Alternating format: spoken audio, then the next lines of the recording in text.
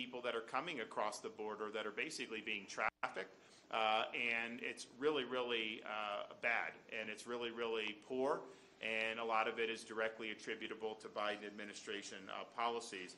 We are also, people sometimes say you're not a border state.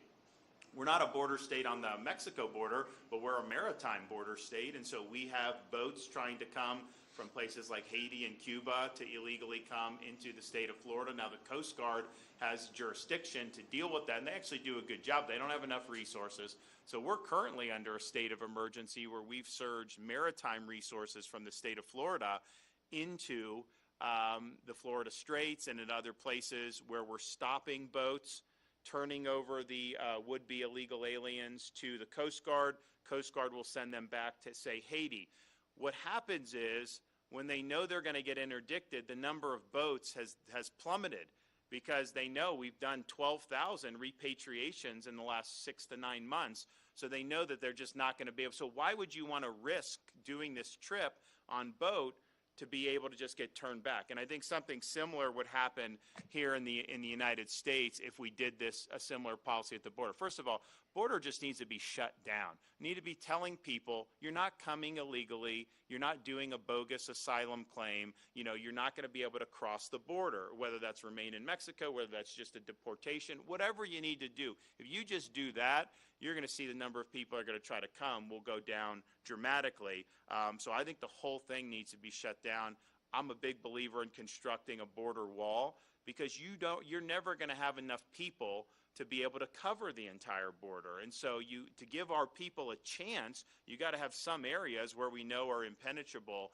And so I think that that's something that needs to be done. And you just can't have, look, the drugs is a problem. Criminal aliens are a problem. Terror watch list people coming across are a problem. But just the sheer number, mass migration just doesn't work. It's imposing huge burdens on communities, education, healthcare, criminal justice, all that.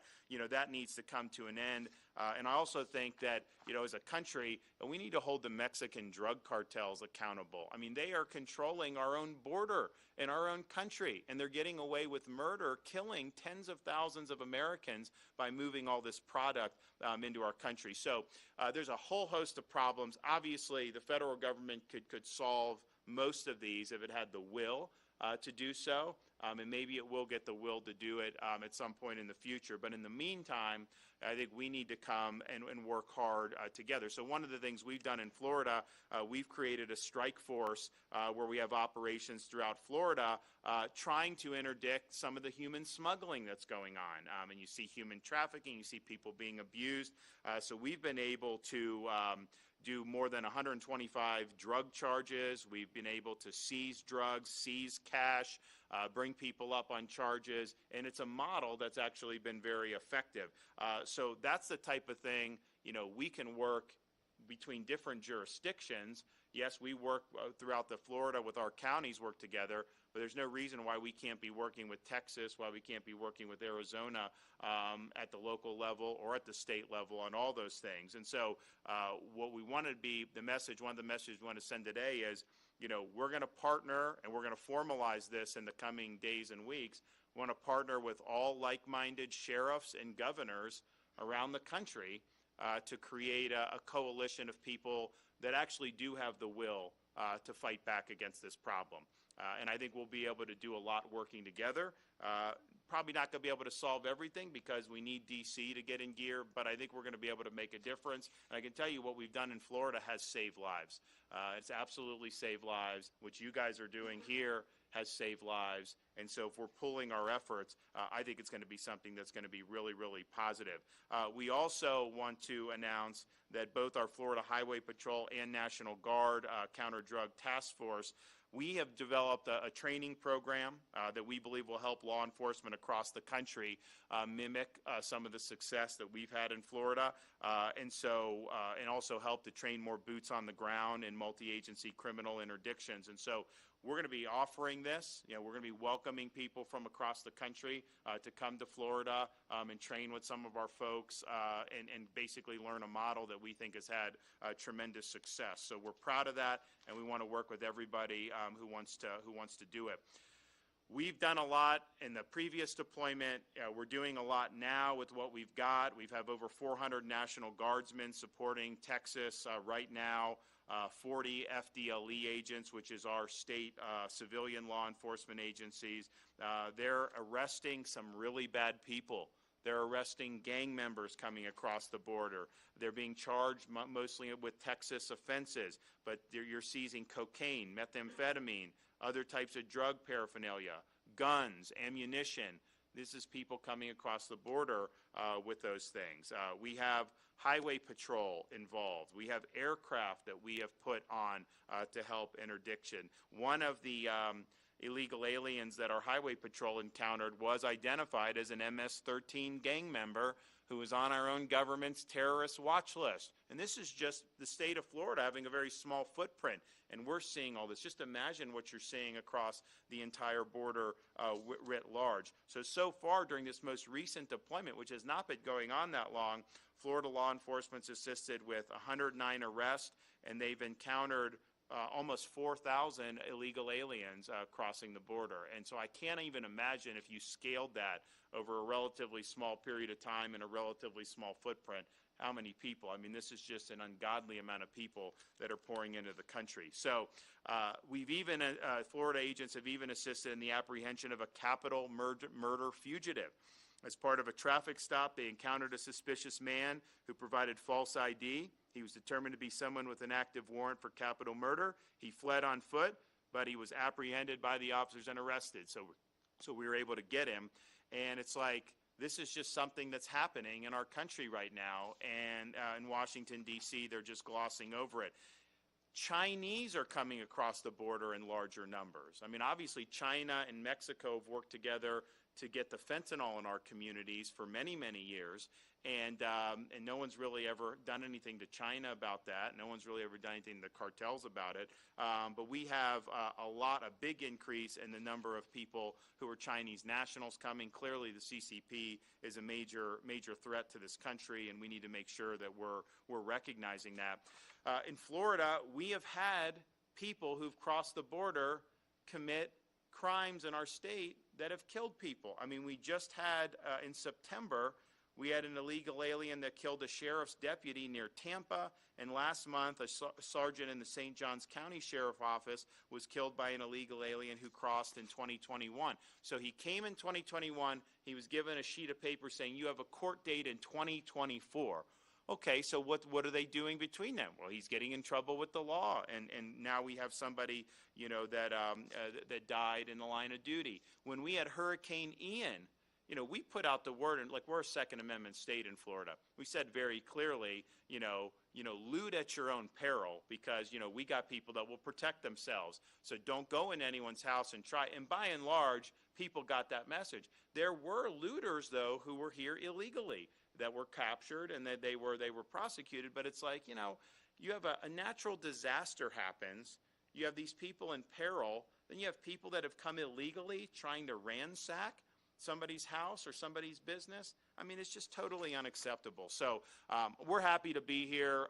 We want to work with all the other governors. We want to work with all the sheriffs to be able to help make more progress on this issue. But I can tell you that the goal for the country nationally should be to bring this issue to a conclusion.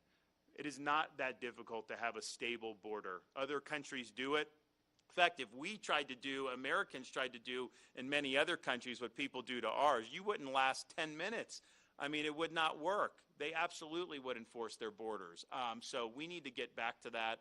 I think we can, but in the meantime, I think we all have an obligation to step up. So we're here to step up, and we're glad to be here. So I'd like to just open it up to the sheriff. So do you want to maybe start and then go around and people can make whatever comments and we can have a discussion? Sure, Governor. You don't want to. Sure. No, we had a meeting before this roundtable, and it was just broke my heart to hear those in law enforcement who signed up to protect and serve their communities say they feel like they are losing the war to cartels. There's one sheriff had a 1,500% increase in deaths due to fentanyl. One sheriff has had almost 50% in 1 year increase in crime related to the border. And one said, I feel like we're losing the war. And the reason these fine folks, these public servants, feel like they're losing the war is because we have a general in the White House who has abandoned us on the battlefield, walked to the side, and has started waving the flag of surrender like it is a starting sign at a NASCAR race, a starting flag at a NASCAR race, and saying, come on in as fast as you can. And we across this nation are seeing the affects of that. Thank you, Governor DeSantis, for coming out here, hearing from others around this nation of what we can do to bind together as the people, because we have lost all leadership in the federal government. What can we do as those that want to truly serve this nation and their communities to protect our border and our nation? And the conversations were great on how we're going to do that, sharing information, sharing intel, understanding what is happening, because we know we cannot believe the numbers 100% of the time. Are the numbers true when we're not even seeing folks making the attempt to encounter people anymore? When those in Border Patrol are not even present where they were just 2 years ago? What do we do about this? And so it was heartening to see so many people that want to, across state lines, get together and do what they can, share information. They were grateful to have someone leading a state to facilitate this dialogue and this cooperation. And certainly, as the Attorney General, a former prosecutor, a former judge, the wife of a law enforcement officer, we're grateful for someone's, like you, Governor DeSantis, with your energy and purposeful direction to bring everyone together so that we can do what a leader should be doing for the United States of America, and that is protecting the border and the sovereignty of this nation. Great. Governor DeSantis, Madam Attorney General, thank you here for coming to visit Cochise County. You know, we're doing some remarkable things here. Local, we've got a great community to serve, great partners, great law enforcement, great state folks to work with. But I will say this, and I've said it in many venues, is intellectually we're absent the federal government, and they've avoided this issue, leaving the states and sheriffs throughout the country and local law enforcement to address this. So thank you for your leadership. We truly mean that for both of you, to come out here and share our successes, but also invite sheriffs from all over the country and police chiefs from my local community, all of us to come together and say, how can we stand united in this country? Local, state, and federal, and challenge our governors, all our governors in this country, led by you, thank you, and our sheriffs, thank you so much, and our sheriffs throughout the country. We have national sheriffs here today. We have western states, southwest border, major counties that stand with you, Governor, with you, Attorney General, to bring the fight to the cartels. And that's what this is all about. This is not about politics, folks. This is about doing what's right, that everyone in this room that works for government have taken an oath to do. It's not difficult, like you said, Governor, in our room a few minutes ago. But also, we talk about public safety, national security. We also need to talk about the humanitarian efforts that we're doing out here to protect human beings too. That's so important, and that's what you're doing in Florida. That's what we're doing here in Cochise County, and all my colleagues, sheriffs and police chiefs in the room too. So thank you guys for what you do. I look forward to the next few hours as we share our successes here in Cochise County, also our challenges, but as we pledge you both and all our governors, all our sheriffs, all our law enforcement, our prosecutors, our county attorneys, our mayors, to work united to fix these borders, secure our borders, and get America back. So thank you both. I'm going to turn over to our Vice President of National Sheriffs, Karen Donahue out of Idaho. Thank you, Mark, and thank you, of course, Governor, Attorney General. It was a great discussion. We really appreciate you spending the time with us and being here, and really the efforts you have already done. You've really set the stage in a lot of ways throughout our nation. The National Sheriff Association, obviously, we represent over 3,000 sheriffs.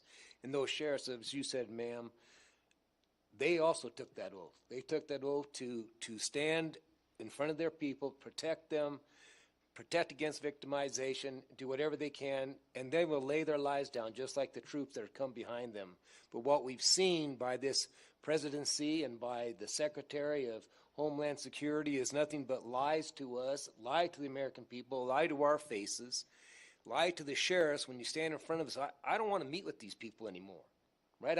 I'm tired of you lying to me. I'm tired of you lying to the American people about what you're doing. You're not doing anything other than being complicit in the crimes against the citizens of America.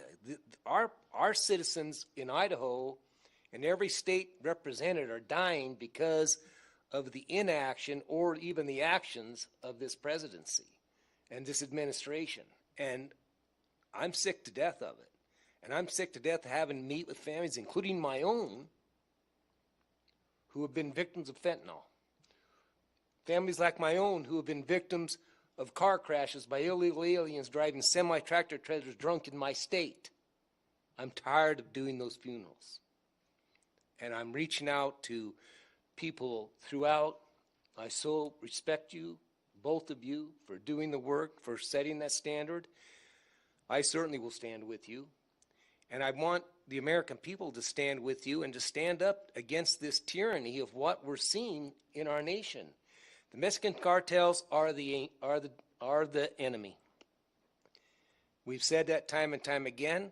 We're calling them out, the Sinaloa cartel, the Jalisco New Generation cartel. They're enemy number one, but they're also complicit with their partners, and that's in China. Supplying the precursor for methamphetamine, supplying the fentanyl, the bad actors, and yet again, what are we doing as a government to call these bad actors out? And the answer is nothing. So the American people have to stand up and take back your country, because quite frankly, we are losing that war, ma'am, and I appreciate you bringing up my comments. We are losing the war. And it's hard for me as a sheriff to stand in front of my troops every day, or my state, or even the nation as the vice president of national sheriff, say, we're doing great. We don't have this. We don't have it because we don't have a government, a federal government that's backing us. And the states have limited powers at times in certain ways. So it's very frustrating. But what's more frustrating is to look those people in the eye and say, we can't protect you because the enemy is through the gates. They're not at the gates, they're through the gates. And it's damn well good in time we do something about it.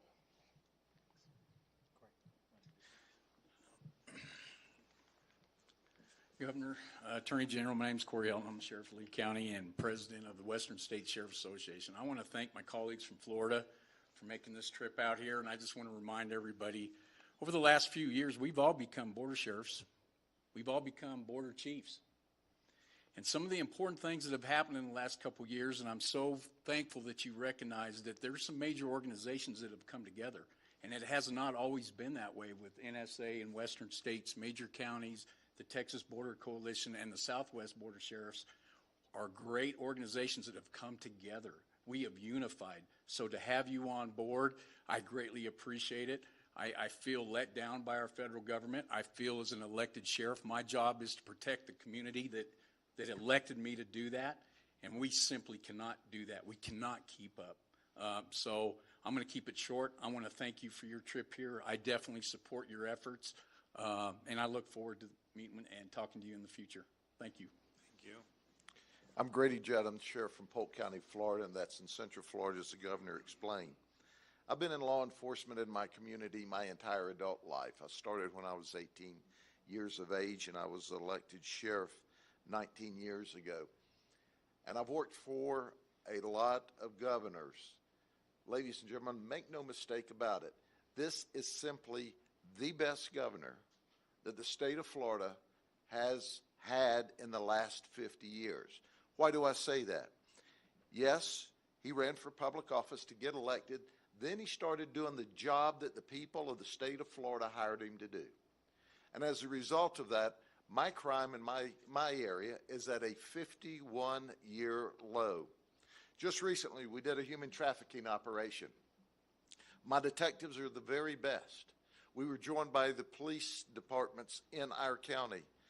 The governor assigned FDLE agents to us, and we arrested well over 100 people in 1 week that were involved in or contributed to the victims of human trafficking. So what's interesting about that? We identified 24 potential victims of human trafficking. Now I want to narrow that down one more step. So what was the big deal? The big deal was there was a group of ladies that came to this house to prostitute one night. They were of Cuban nationality. They had come through Central America, where they had been picked up and transported across the border, the Mexican-Texas border, into Florida, and they said, now, ladies, you've got to pay for this transportation, and here's how you're going to do it. We rescued them. If it weren't for this governor who cares about not only the people of Florida, not only the people of the United States, but everyone's safety and security, ladies don't have the right to be hauled across the border and then held as property to engage in human trafficking. In addition to that, so there's an 18-year-old girl just 2 weeks ago. She's on her way to school. She's all excited. Next week she's going to walk. She's going to graduate from high school. A beautiful young lady. And who pulls in front of her? But this guy. This guy pulls in front of her. She T-bones the vehicle he's in. Here's the crash scene. 3 people died that day because this person is in our country illegally, operating a car illegally. 3 people died, 1 event. She is in the hospital with significant injuries and will probably never walk the same for the rest of her life because of how bad she was broken up.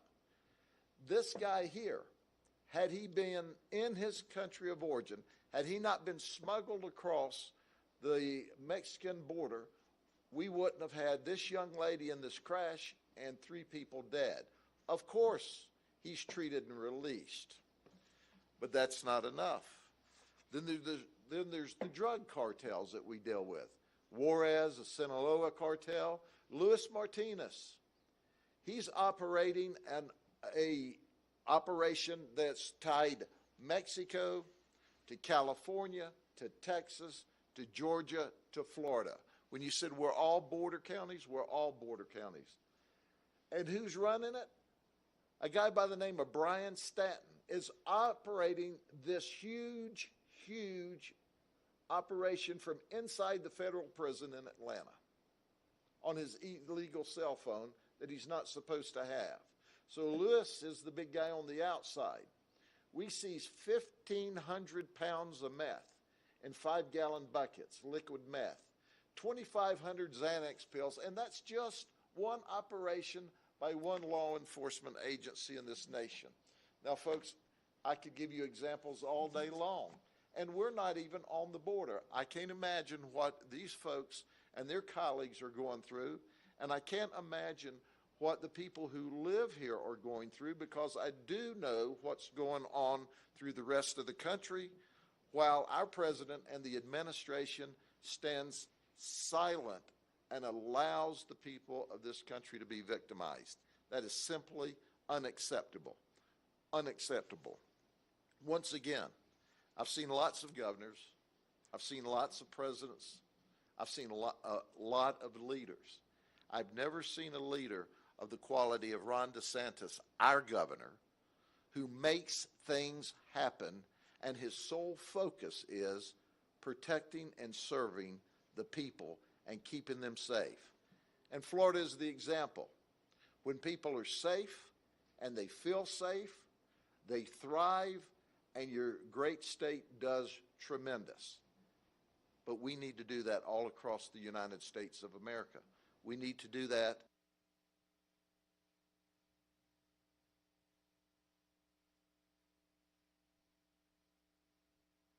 And we've got to support our law enforcement officers. I'll end with the statement that our governor has reached out across the nation, and I appreciate that, Governor. And all of the law enforcement leaders do. He said, hey, if they're not going to treat you right as a law enforcement officer, wherever you are in the nation, come to Florida. We'll treat you right. The governor is given a transportation or a bonus for law enforcement officers to come to Florida to serve with us. Well, in Florida, we put bad guys in jail because we've got a governor that has our back. Thank you.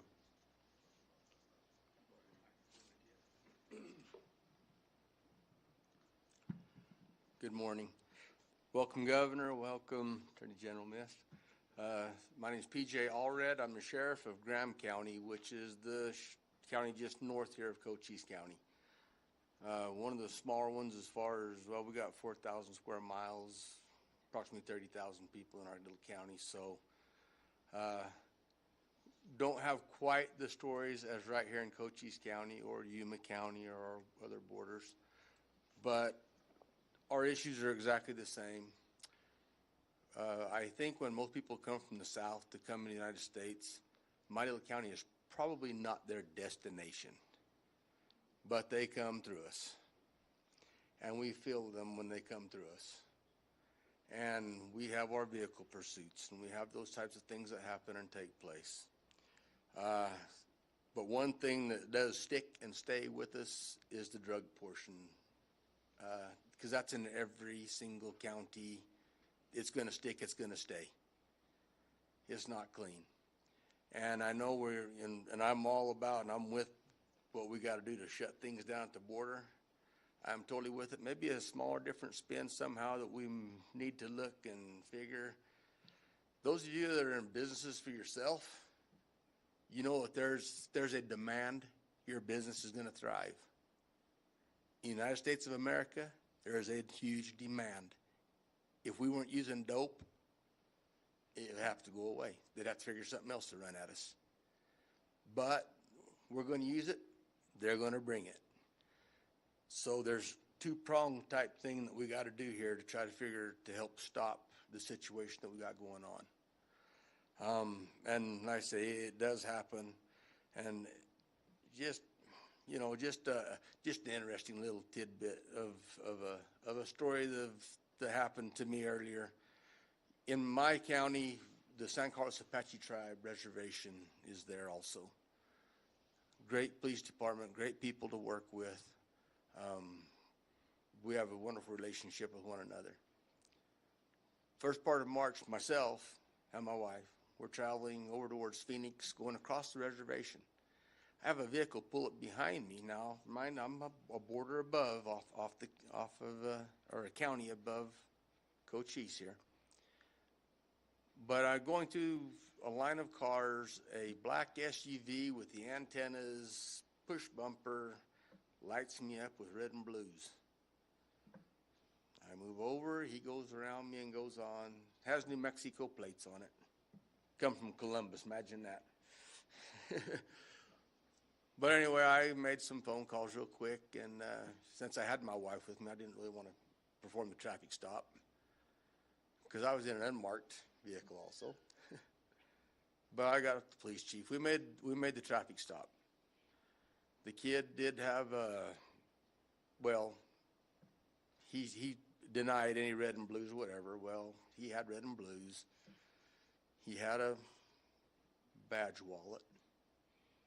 He had all those things. I find out a little bit later on through some other intel that this particular kid runs some intel as far as looking for Border Patrol checkpoints and things like this. But he lit me up.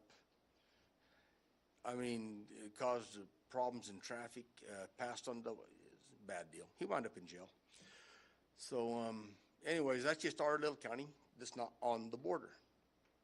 But it's cause of what's happening this direction to further product and people to the north that made that happen. And so it's coming to us. It's coming through us.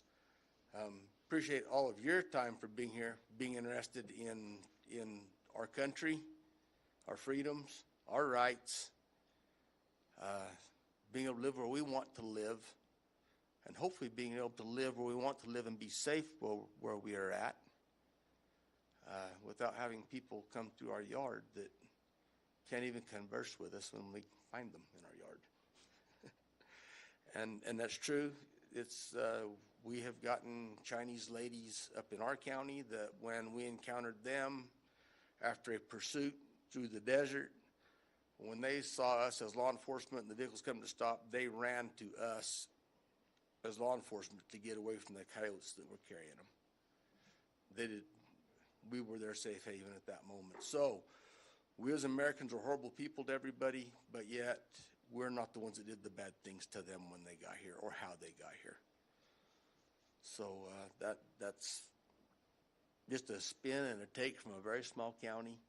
I appreciate the opportunity to be able to be here with y'all today. My fellow sheriffs in Arizona have got, and all of them from around the nation. We all have stories. We could do the campfire thing and sit around all night long for 2 weeks and talk about this stuff. But that's the gist in the nutshell version. Thank you. Good morning. My name's Thaddeus Cleveland. I'm the sheriff of Terrell County, Texas. It's the 10th largest county in the state of Texas. We have 54 miles of river with Mexico. There's, without a doubt, you're doing everything you can from the state of Florida for the state of Texas. We're reaping your benefits, or we're reaping, from the help you're giving us. It's great. So thank you for that, Governor. I spent 26 years in the United States Border Patrol. I spent 10 years of that career here in Arizona. I started my Border Patrol career down in Nogales, Arizona, and then I was a supervisor down in Douglas, field operations supervisor over in Naco.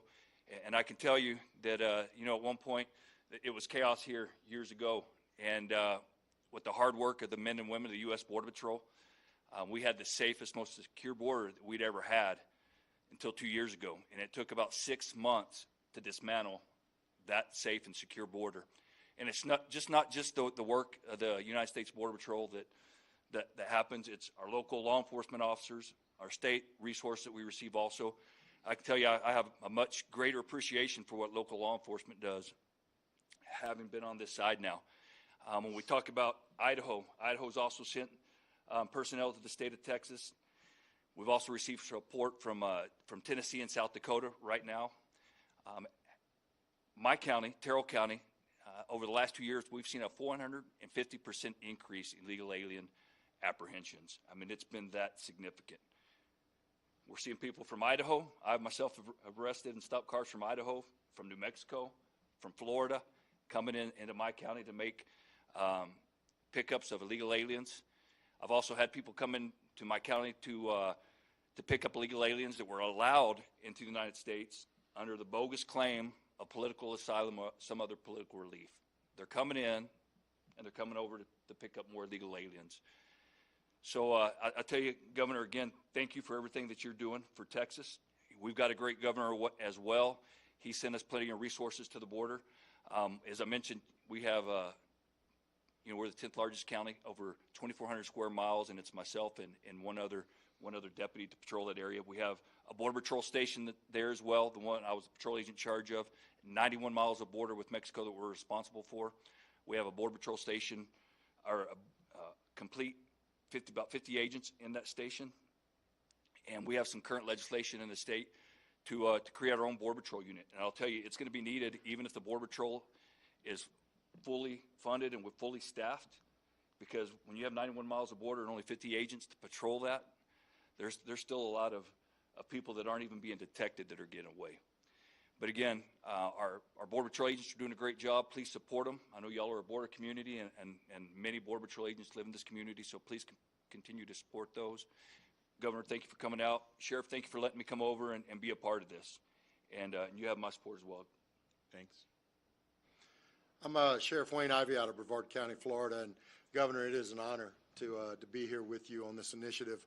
The first thing I'm going to say is Sheriff Judd and I were told we'd be issued cowboy hats when we got here, and I'm assuming that's still coming, Mark. So I can tell you that, we hear the talks about how this is impacting our border. Illegal immigration doesn't just impact the border. It filters into every community in this country.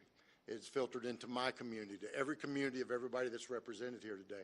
Government's one and only responsibility is to protect its citizens. And the administration in Washington has forgotten that. In fact, I don't think they've forgotten it. I think they've ignored it. They have put our citizens' lives at risk by not doing their jobs of securing our borders.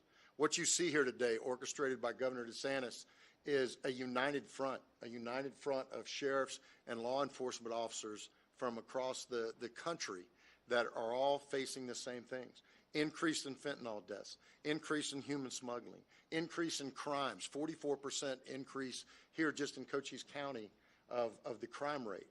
That's an increase in victims is what that basically means. It's an increase in U.S. citizens that are being victimized by those that are coming to our country illegally. Just the fact that you cross the border makes it illegal. That's the biggest thing that we have to accept here. We are a country built on law and order. And Governor DeSantis, like I and other sheriffs sitting here, understand that that's our responsibility to protect our citizens. I can tell you that I've had the honor of working with him on several different initiatives, as well as our Attorney General. And they subscribe to the same thing that I do, and that is our oath is to protect our citizens, our cops, and our Constitution. And that's what we're sitting here right now talking about. We're talking about protecting our citizens. We're talking about protecting these brave men and women that wear these uniforms, that are out here facing this critical incident, this crisis that we're dealing with. And Governor DeSantis has put our resources on the table. Look, we could sit back like a lot of others are sitting back and say, well, that's a border issue. It's not. It's an America issue. It is an issue that is targeting every citizen, that is draining resources from across this great nation.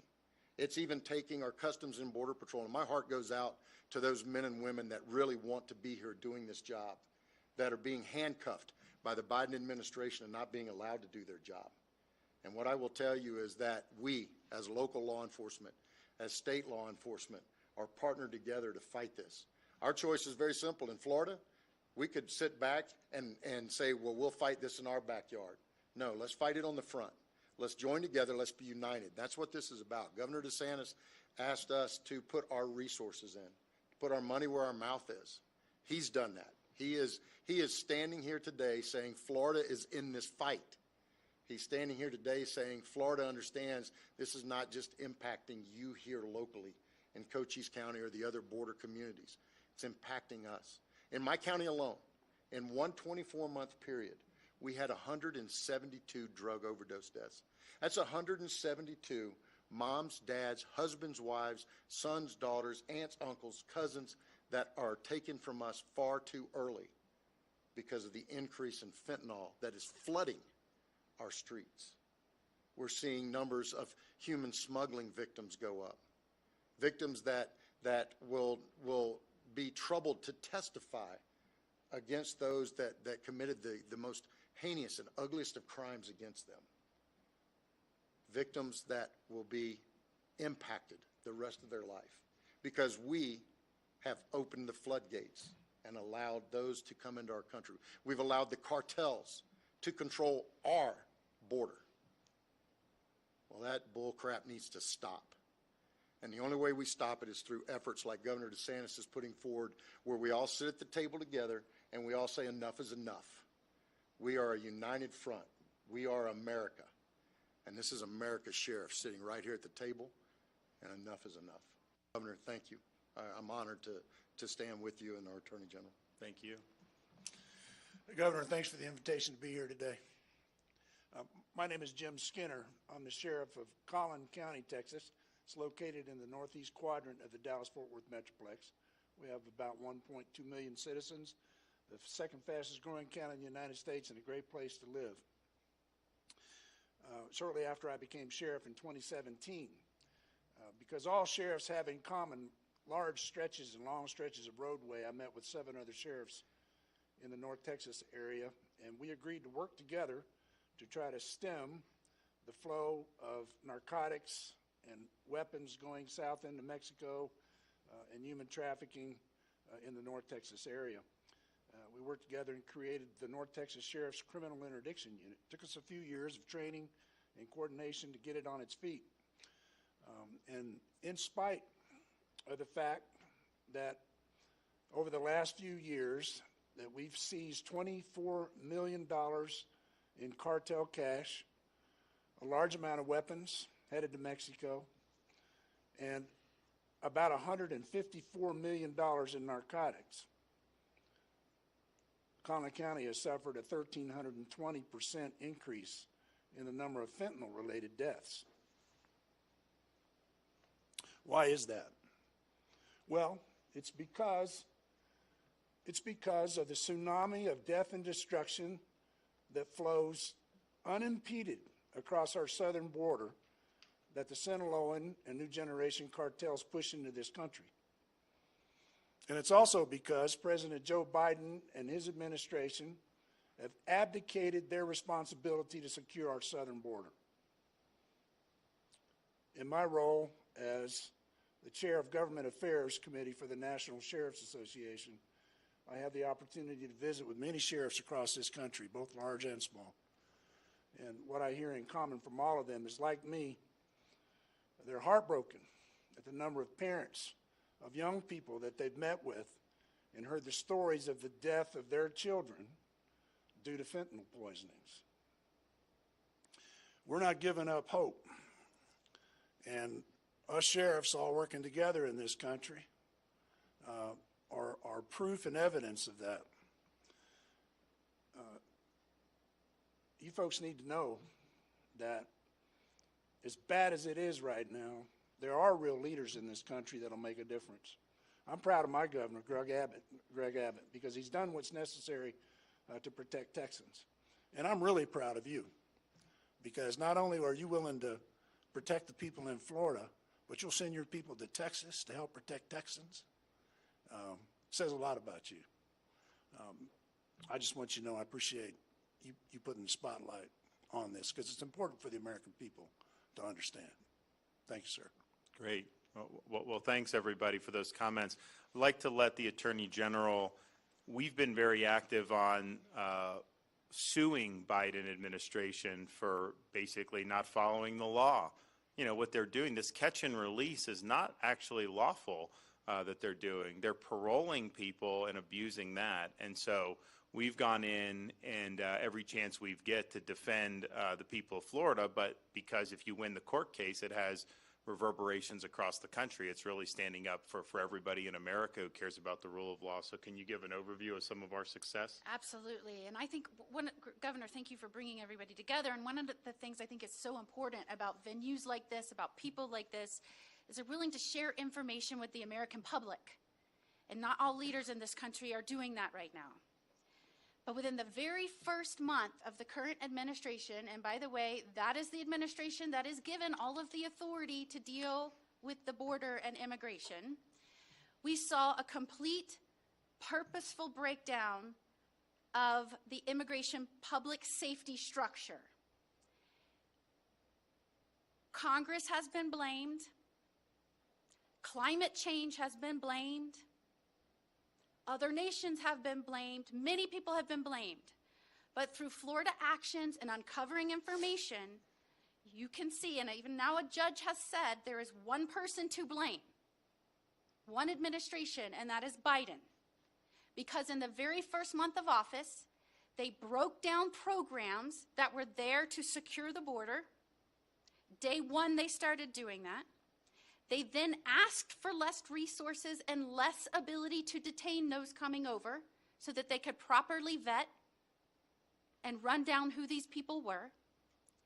And then immediately, within the first month, they released 571% more people than the last month of the last administration. They started mass releasing people against the law into the United States. People that had not been properly vetted, people that had not been given appropriate charging documents and cases being heard. And they used the term, and this will all sound familiar, especially to those of y'all in the large cities around this nation where your executive leaders have used the terms prosecutorial discretion to mass release people without knowing what those folks are going to do to your communities in terms of public safety. They called it prosecutorial discretion. Thankfully, Governor DeSantis called them out and said that is unlawful. In black and white in federal law, you cannot mass release people into our country. That is no border. So Florida brought suit. And what did we discover? Yes, they were doing things in violation of the law. Yes, the first month of this administration, Border Patrol told them, when you break down these programs, when you start mass releasing people like this, you will have a crisis. What did they do in the response? They asked for less resources to detain people. They increased mass release. When we brought suit, they realized that we had called them on it. They changed the policy. We amended our complaint. What did they do then? They changed it again. We amended our complaint. When we finally got them into a courtroom, when we finally got a judge to say, you can't do this. And yes, the border crisis is your fault. And yes, we have seen record numbers like we have never seen before under any Democratic, under any Republican president in the history of our nation. You have broken our border, turned it into nothing more than a line in the sand. What did they do? They sat on their hands. They didn't appeal. They waited until the last day before Title 42 was to expire to try and bring an appeal. And on that last day, they told us their new policy. You know what the new policy was? The same one the judge just found illegal, mass release, and all they did was change the title. So yes, Governor, thank you so much for your leadership, because this week Florida again won in court, where the appellate court said we are going to deny the federal government's motion to stay the judge's order, finding it unlawful. You can't mass release people with little to no vetting and no court date and no initiation of proceedings.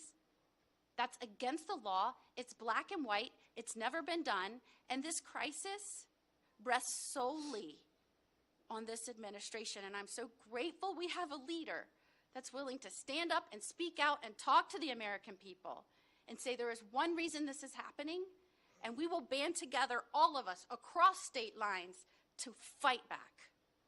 Great. So what would you say, just being down here, like if you could snap your fingers and get one thing to help you, what would you want? Governor, I continue to say this, is we need to prioritize all our borders. We have failed to do that in Washington, D.C. Our borders are the gateway of crime in so many ways, under public safety and national security and humanitarian. So we need to prioritize it. Number two is we need to enforce the rule of law as written, and we can secure our border with actionable and reasonable consequences. And last but not least is we need enhanced judicial oversight, Governor. We need to have asylum, immigration hearing officers at every port of entry all along the southwest border to address those asylum claims, and 9 out of 10 would be returned immediately, which would stop the flow. And last but not least is we got to get the dang politics out of our rule of law. I thank you both for standing up for the rule of law in a very politically damaging society right now. When it comes to politics, are driving that. They shouldn't have it. It has no business. Every sheriff in this room, though elected, I promise you, enforce the rule of law based on what the rule of law says we can and can't do. So if we can do that, we've come a long ways. We got to get back to the basics here, because the return on this, as we see every day in our communities, is deadly. We got to get back to it. So. Great. Does anyone have anything to add in terms of needs or? I'd like to say, as I mentioned in the room earlier, this problem is fixed overnight. And it can be fixed. And we have the short-term solutions, which is consequences at our border for those crossing illegally. And then we could bring back the remain in Mexico, as we discussed, for those that are using asylum, and under false pretenses. But long-term, we need to make sure border security and immigration reform are separate. Border security, we need to bring back more technology. You mentioned a wall. We've seen the wall here in Cochise County. It works. Is it an end-all? No, it's not. But when you have the right combination of that infrastructure and that technology, and then most importantly, a man wearing a badge or a woman wearing a badge to go out and make those apprehensions, that's what we need to get back to our border, and that's what we're missing. It's not that the border's broken, it's that DC's broken and not allowing us to do what we need to be doing. I think the states should be able to enforce immigration law. Like they if you try to do things, I know Arizona's tried in the past, and they'll go to the court, and like the Supreme Court will say, only the feds can do it. Well, they're not doing it. So how is it that it's your sole province, and then you can just default on the responsibility entirely, and somehow, we're not able to fill that void? So, I think states need to be more aggressive in some of the things that they're doing. It's one thing to say something's a federal responsibility, but if they just completely abandon the field, then you don't have any rule of law. So I think that's you may be able to formalize that with change in federal policy, where the federal government should be welcoming that. I mean, we've done the 287G agreements and things like that. So I mean, there are definitely ways you've gone down that road, but I think you could do even more. And then in terms of the drugs, I mean, I do think what you said is true. The supply is one of it. You've got to go after the supply. In Florida, though, we go after the demand. We have a program for getting into the schools, talking about the really risks of getting involved with street drugs, especially in this day and age. Like, not that you should have ever done it, but it's like you do things that you wouldn't think would be fatal, but if it's laced with fentanyl, that could be all she wrote for you. And so these young kids, particularly these teenagers, just need to know that the stakes are very high when it comes to trying to experiment with this. And you absolutely could end up overdosing on things that people are telling you aren't, quote, as dangerous as it may turn out to be. So that message is being put out. We take it in the schools. We provide examples of people that have had really, really bad experiences, tell stories about people that have died. And, you have parents who've lost kids in numbers that are as high as I can remember from drugs. And these are tragic, tragic situations. And so spreading that message, letting particularly the young people know it's just not worth it. They're putting the fentanyl in the candy to try to, give it to kids now. They'll put it in all this stuff. There was an issue in Florida, an Airbnb. Someone was doing drugs in an Airbnb.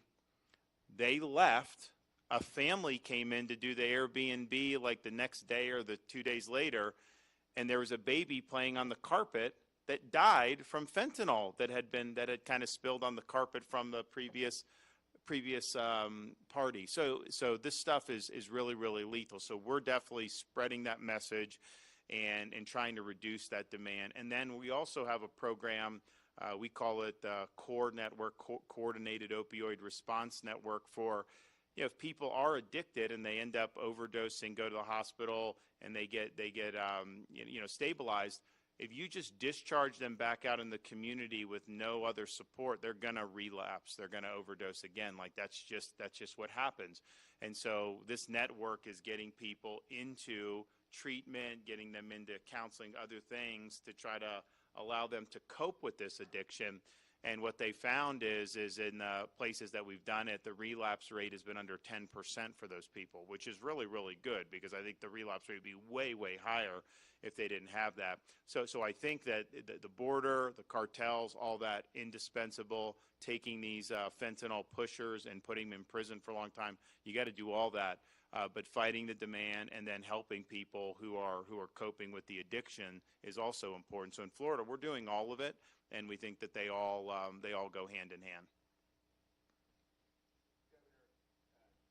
Two things. You just mentioned that in our state of Idaho, Governor Little has established the Esto Perpetual, which is very similar to what you're doing in Florida, which is reaching out to our communities, to our high school kids, to our junior high kids, to just try to give them some awareness of the immense danger of fentanyl, because we've never seen it like this. It's unprecedented. So we're doing great things like that. The governor, I appreciate his efforts in helping down here. And so that's one thing. But you just asked Sheriff Daniels a question, what would you do? And I think one thing that we have discussed, and I know you've discussed with this group, and that is take action. The President Biden has the ability to take action against the country of Mexico. And that has not happened.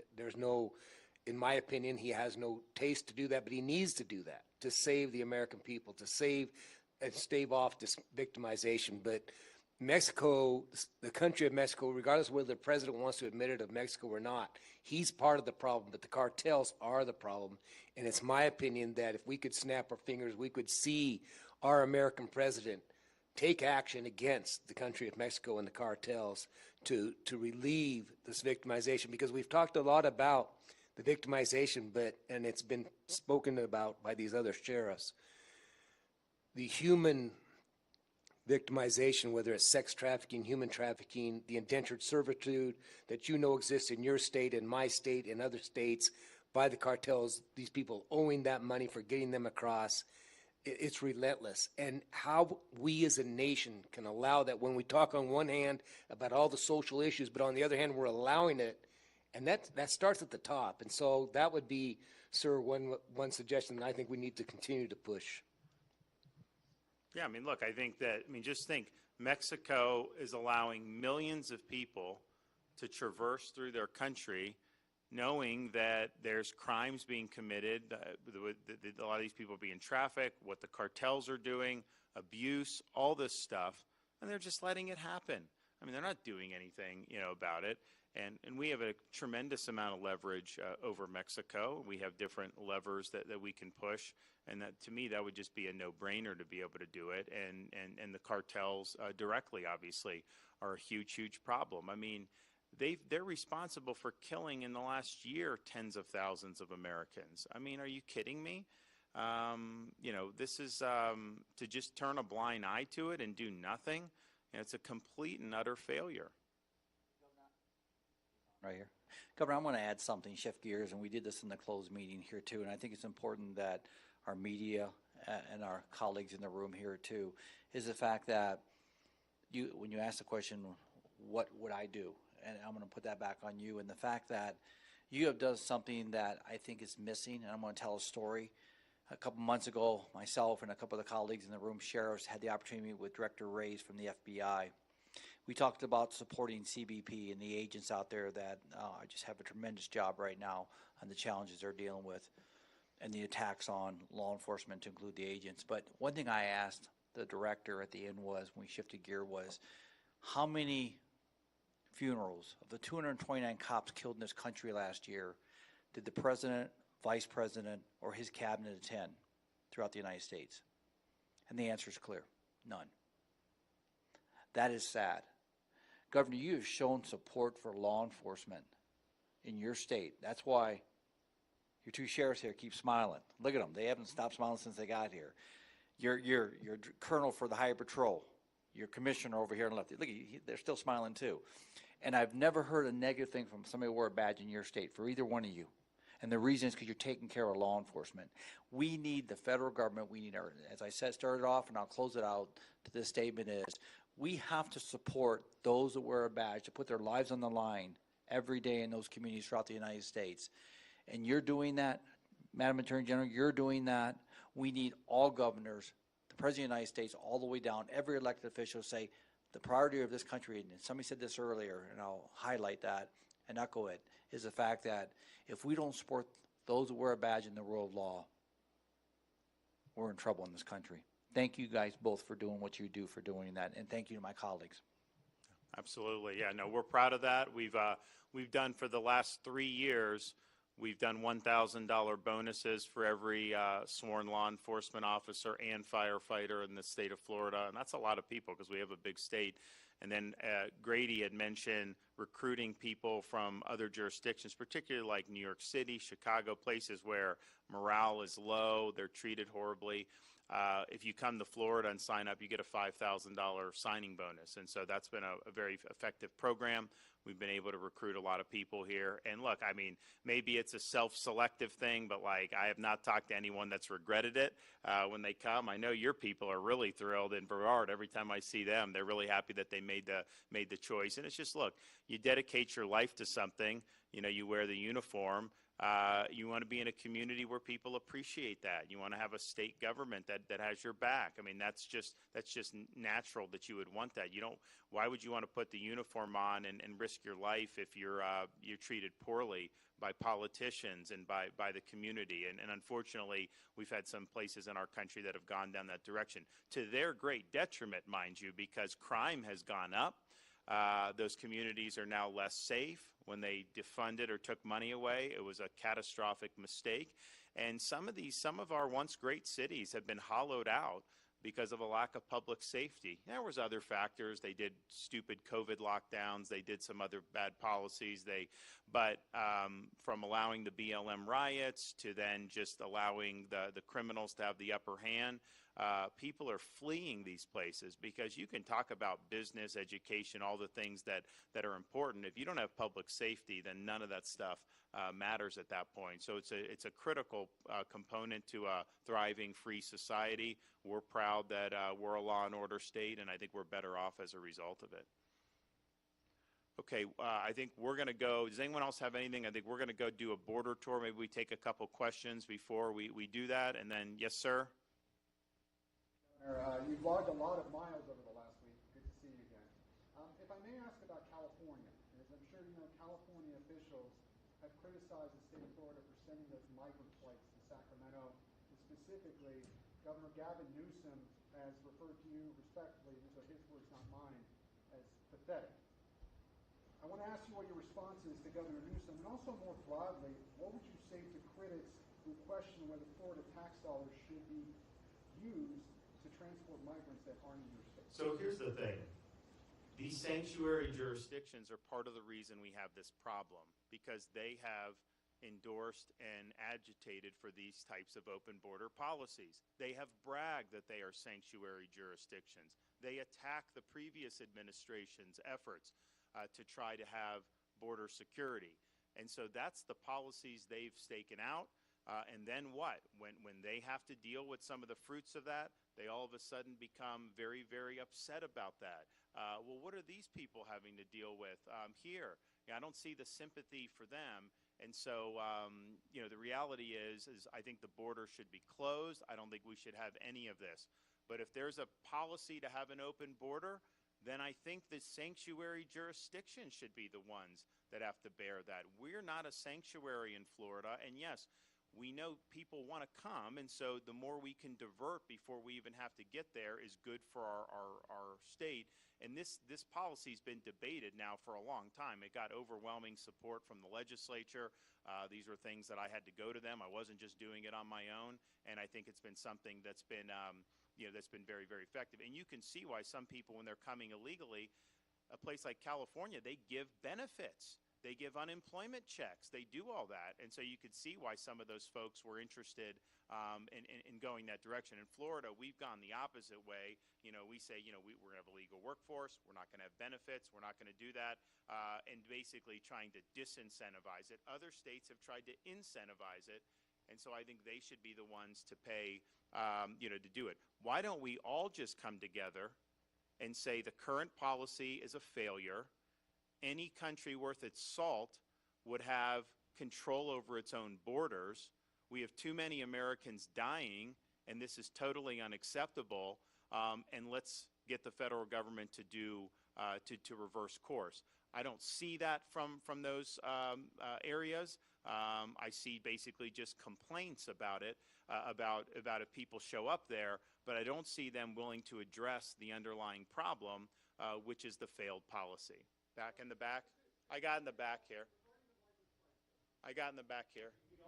Governor, regarding the migrant flights, Governor, please, I'll let you finish. I'd like to. I think I answered your question. This is the legislature vetted this request to have money there. Now, granted, look, I get California. They have a big budget deficit. We have a big budget surplus, and so we have an ability to do things like support police and help out Texas because we have a good managed state. But this is something that's been in the budget now for, I think, for 2 years. They just did some tweaks to the program to make sure, if a sheriff asks for our support in Texas, we view this as an American problem. We don't view it just as a Texas problem, and we think we're all in this together. We will send resources to help Texas to be able to do that if they want transport, if they want others. I know Texas has done a lot of transporting to New York City and Chicago, and we want to be helpful for that. And so that's something, in fact, it's something that I even campaigned on in 2022. And so people have had that debate, and I think that the people have rendered their verdict. In the back there? You mentioned early on shutting down the border, not tolerating bogus asylum claims. But isn't that required by federal law to determine whether those claims are bogus or not? Well, I think what you can do is I think you can make determinations that, for example, look, an asylum is a legitimate thing. It's not like you should have no asylum.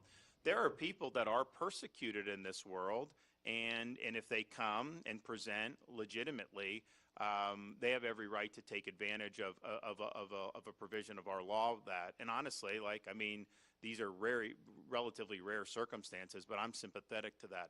But what it's not asylum is you leave one country, you traverse 5 or 6 other countries, and then you show up here and claim asylum. No, if you're really being persecuted, the first safe country you get to is where you claim asylum.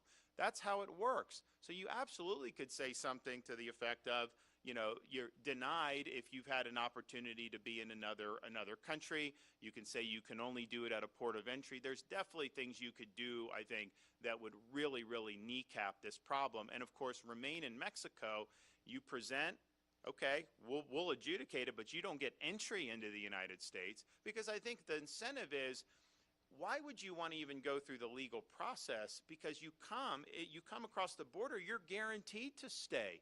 They give you a sheet of paper and they say you can come back in however many years to get a hearing. So they get released into the interior of our country. That is a terrible, terrible incentive. If you even just did remain in Mexico, that's a huge disincentive to come, because you're going to lose your asylum if you're an economic migrant, as you should lose if you're an economic migrant. So why would you just want to wait there in Mexico knowing you're never going to get into the United States? It'd be a very effective policy to be able to do that. Now, having said that, so I think you can do all of that, I do think that this should be reevaluated in terms of the statutes. I think that there's probably some things that have been unintended in terms of how some of this has worked out over the years, and I think that could be a benefit to be able to make some tweaks. But I think you have the ability to deal with this with executive action right now. Yes, ma'am.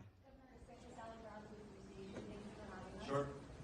Obviously, you don't have a physical land barrier with Mexico, but you do have a coastal sector that is we're regularly seeing Cuban and Haitian migrants surge at your southern border as well, while you're sharing resources with Texas, and we know that Border Patrol is also strapped and stretched really thin in Florida. So while you haven't really been able to stop illegal immigration in Florida either, what can we expect from you if you were to be president? How would you stop it? Well, actually, I mean, I think if you want to talk about the maritime, look at what we've done just from the beginning of the year. So we did a state of emergency because of the ships and the boats coming from Haiti and elsewhere. And as you know, that is not really a core state function. That's a federal function with the Coast Guard. We can interdict, but we have to give to Coast Guard for have the Coast Guard give back. But nevertheless, you had boats coming, and they were coming in, and the federal government even dropped like a couple hundred in the Keys, I think in early January. And so we said, wait a minute, this is not working with us. We can't have people dumped. So we did a state of emergency. We surged our maritime resources. We've been able to interdict a number of vessels, give the people to the Coast Guard. The Coast Guard sends back to Haiti or back to Cuba. It's actually been remarkably effective. If you look at the number of boats that were coming before we got engaged to help the Coast Guard, it's gone down dramatically as a result. And why?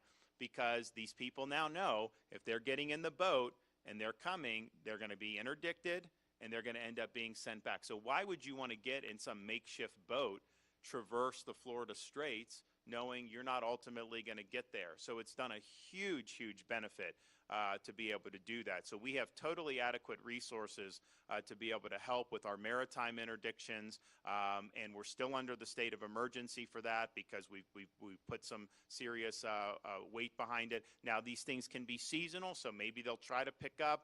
It's remarkable what they do. They study what we're doing, and they try to figure out where holes are so that they're able to go and end up getting in. And some of it is for nefarious reasons, but some of it is people just want to come to the United States. But I think actually what we've done has been very, very strong. It's not our responsibility as a state to patrol the coastline from illegal aliens. That's a federal responsibility, but where we can come in and fill gaps and help, and I think the Coast Guard does a good job. I just think that they're undermanned. So we're filling gaps in there and have been doing that, and we're going to continue to do that because I think it's important that we do. So we're all in on all of this. We are not doing the maritime. It's been a huge, huge emphasis of the administration over the last 6 months, particularly, and as I mentioned, we've now repatriated helped the Coast Guard repatriate over 12,000 illegal aliens back to Haiti or back to Cuba or back to some of the other island nations there. So that's a big, big deal. And when those repatriations are actually happening, that's when the boats start to go down because, why would you risk it? And I think the same thing will happen here. You institute these policies where they know they're just not going to get in by making a bogus asylum claim. You're going to see the number of people dwindle who's going to be willing to do this. One more. Yes, ma'am. To ask you, how do you put together a winning coalition with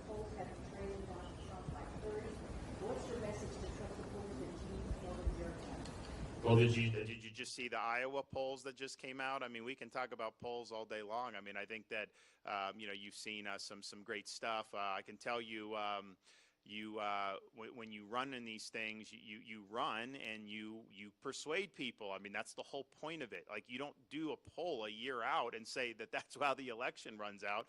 I mean, if that were the case, I wouldn't have been elected in the first place as governor. And even my reelection, I had people saying we were going to win by a couple of percentage points. We won by 20 percentage points. And so we're really excited about the enthusiasm we've generated. I think you're going to see a lot of really good stuff over the ensuing weeks and months, but that's kind of separate from what we're doing here, which is, in my role as governor, I have responsibility to be a leader, and we're going to be working with the sheriffs in a more formal way going forward, and we'll put out more information about that alliance. But I think that we have a lot of like-minded governors, we have a lot of like-minded sheriffs around the country who really care about public safety, who really care about the rule of law, and who want to have borders that are enforced in this country. And so that's the direction that we need to go. And I think that the more that we can do and show that where the federal government has abdicated its responsibility, we're stepping up to make a difference. One, I think that that's good in of itself, but it's also at some point, if you're the federal government, wouldn't you want to be taking this on? I mean, it's kind of embarrassing, I would think, to have all this activity happening to try to fill the void that you've left. But there have been a lot of governors that have sent down to Texas now. It's not just Florida that sent people. You've got a number of states that have done it. So this is a team effort. At the end of the day, we're all Americans. This is not just a crisis that's limited to border states or border counties. It's an issue that affects Americans of all walks of life in every community here. And we need to get it to where, we're not consoling mothers on a routine basis who've lost kids because of overdosing from fentanyl. I mean, we really, really got to do something about it. It's been gut punches for communities throughout this country. It's forever changed families, and enough is enough. And so we're here to do something about it. So we look forward to seeing some stuff on the border, and we're here to help, obviously, and we want to continue to be engaged with all of you with our new coalition going forward. Thank you.